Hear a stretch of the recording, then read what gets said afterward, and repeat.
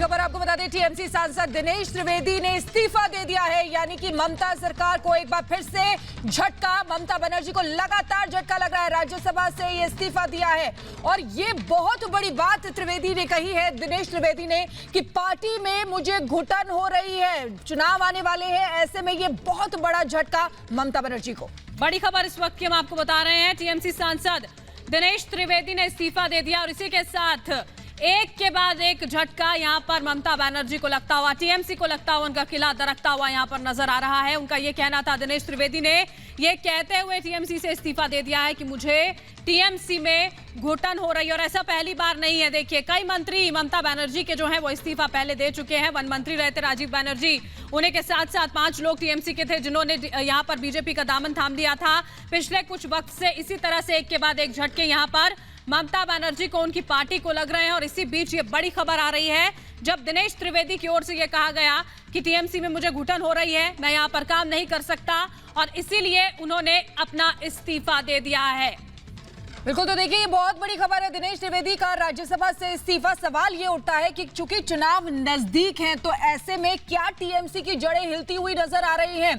क्योंकि लगातार एक के बाद एक इस्तीफे ममता बनर्जी को उनकी पार्टी से मिल रहे हैं, तो सीधे सीधे जड़ें हिलती हुई नजर आ रही हैं। इधर हम देख रहे हैं कि किस तरीके से दूसरी पार्टियां, यानी कि बीजेपी लगातार वहां अपना जो गढ़ बनाने, जो ममता का गढ़ है, उसको हिलाने की कोशिश कर रही है। 200 पार का उसका लक्ष्य है, वो पाने की कोशिश कर रही है और कई लोग उधर शामिल भी हो चुके हैं। तो ऐसे में ममता बनर्जी को एक के बाद एक कई झटके, ऐसे में ये सोचने की जरूरत है कि क्या वजह है जो ऐसा हो रहा है। क्या वहां की जनता परिवर्तन चाहती है? हम देख रहे हैं लगातार बीजेपी की तरफ से भी परिवर्तन यात्रा निकाली जा रही है। वहां की जनता से भी जब हम लोगों ने वहां पे जाके बात की तो वो भी ये कह रहे हैं।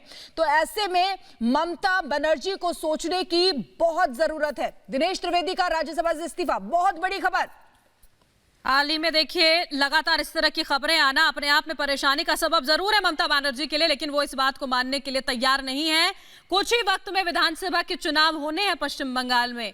उनके जो सांसद हैं दिनेश त्रिवेदी, उनकी ओर से इस्तीफा यहां पर दे दिया गया है।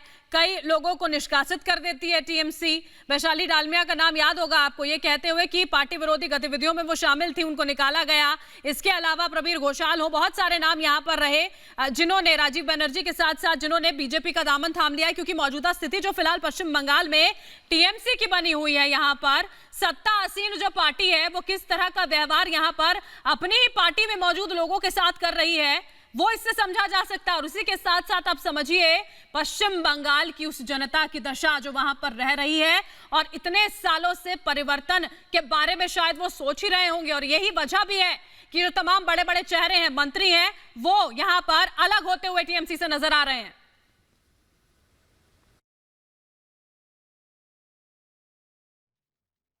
मुझे अब थोड़ी घुटन महसूस होती कि हम कुछ कर नहीं पा रहे, उधर अत्याचार। तो मेरी आत्मा की आवाज आज ये कह रही है, और वो स्वामी विवेकानंद जो कहते थे, arise awake and stop not till the goal is reach.